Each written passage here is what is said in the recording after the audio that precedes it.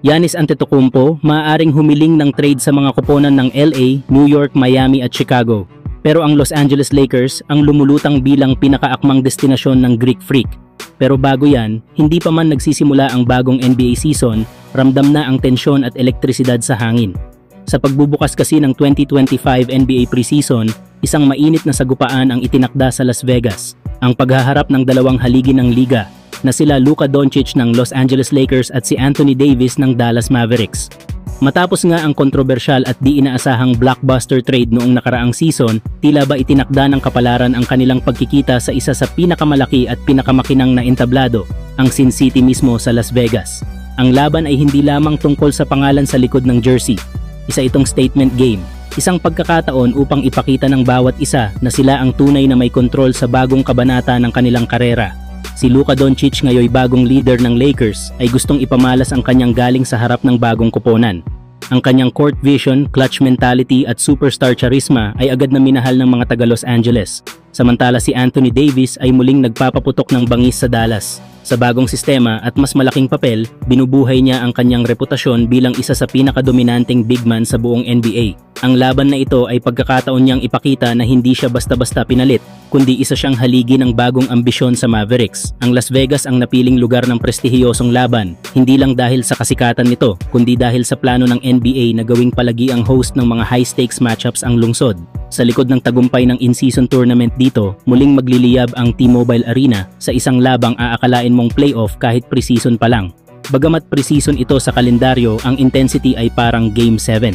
Hindi ito simpleng paghahanda, ito ay deklarasyon. Parehong may nais patunayan, parehong gutom sa tagumpay, parehong handang magsimula ng bagong era para sa kanilang mga koponan. Ang tanong, sino ang mangingibabaw bilang hari ng Las Vegas sa gabing iyon?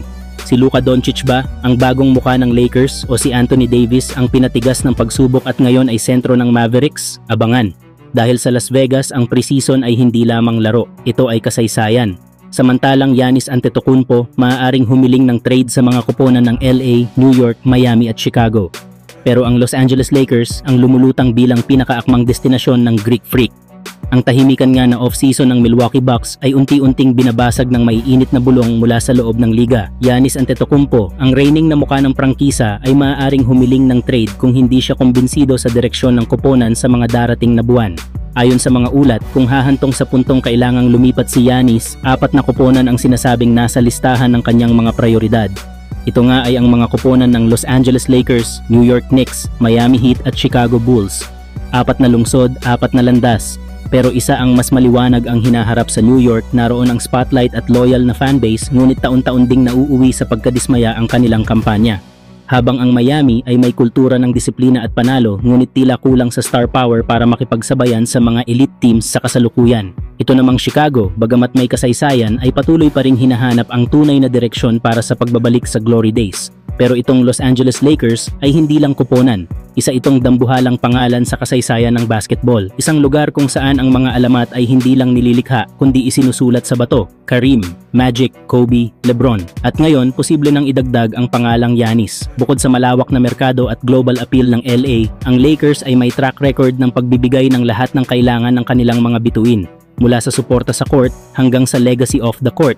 Sa panahon kung kailan ang bawat taon ay mahalaga, ang Lakers ang may pinakamalinaw na landas patungo sa kampyonato. Kaya kung magpapasya si Giannis na tuldukan ang kanyang pananatili sa Milwaukee, ang Los Angeles Lakers ang pinakamalakas at pinakamahalagang opsyon para sa kanya. Isang lungsod na handang yakapin siya, isang prangkisa na may winning culture, at isang platform na tatatak sa kasaysayan. At kung matutuloy ito, asahan ang pagyenig sa buong NBA. Ang Greek Freak suot ang purple and gold na uniforme ng Lakers, hindi lang ito trade. Ito'y pagbubukas ng bagong dinastiya. Pero kayo mga idol, anong masasabi nyo sa posibilidad na lumipat si Giannis sa Los Angeles? Posible na ba ang bagong dinastiya sa Lakers? Huwag kalimutang i-like, i-share at mag-comment sa ibaba para sa inyong mga opinyon.